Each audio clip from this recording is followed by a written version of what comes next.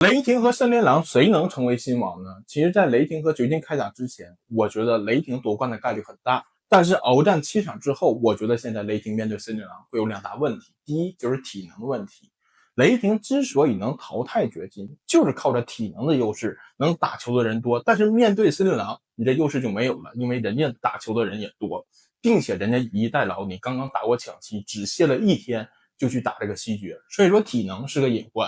第二就是面对掘金的时候，雷霆还是出现了这种关键时刻整个球队发懵断电的一个情况，尤其除了亚历山大之外，没有第二个稳定得分点。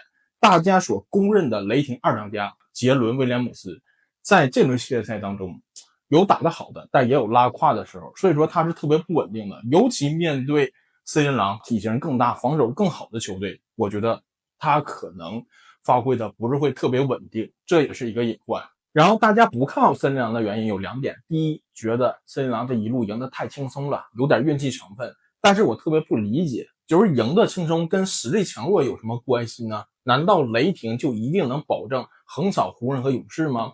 第二点就是觉得华子会被雷霆的外线锁死。其实说实话，每轮都在说锁死华子，但是事实证明，关键时刻人家每轮得分都不少。